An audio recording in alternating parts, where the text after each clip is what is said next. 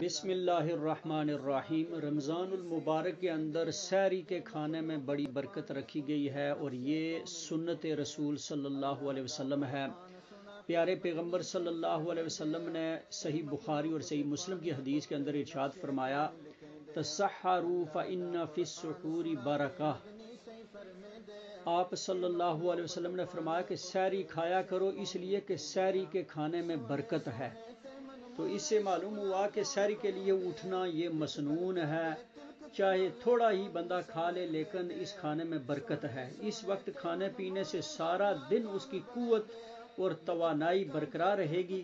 اس کے برعکس جو شخص رات کو ہی کھا پی کر سو جائے تاکہ سحری کے لیے اٹھنا نہ پڑے، یا سحری بہت جلدی کھا لے، اس کے آخری وقت میں نہ کھائے، تو اسے جلدی ہی بھوک پیاس ستانے لگ جائے گی، کیونکہ ان دونوں صورتوں میں بھوکا پیاسا رہنے کا وقفہ بڑھ جائے گا، جس سے یقیناً روزے دار کو تکلیف ہوگی۔ سبحان اللہ، دیکھیں اللہ سبحانہ و تعالیٰ نے اسلام کی تعلیمات میں کس طرح انسان کی کمزوری کا لحاظ کرتے ہوئے انہیں مناسب ہدایات دی ہیں۔ تو اس لیے اس میں برکت ہے، اس کو کھانا سنت ہے۔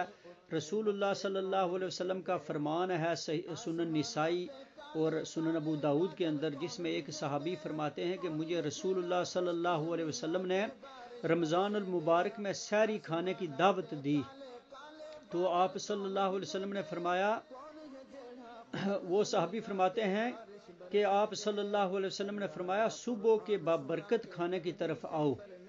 یہ حدیث حسن درجے کی ہے، صحیح ابن حبان کے اندر بھی موجود ہے۔ تو اس کے اندر بڑی برکت ہے۔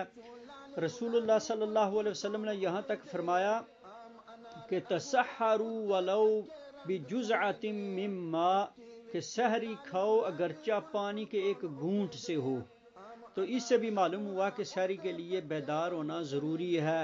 اور پیارے پیغمبر صلی اللہ علیہ وسلم نے یہاں تک فرمایا کہ ہمارے اور اہل کتاب کے روزے کے درمیان فرق سحری کا کھانا ہے۔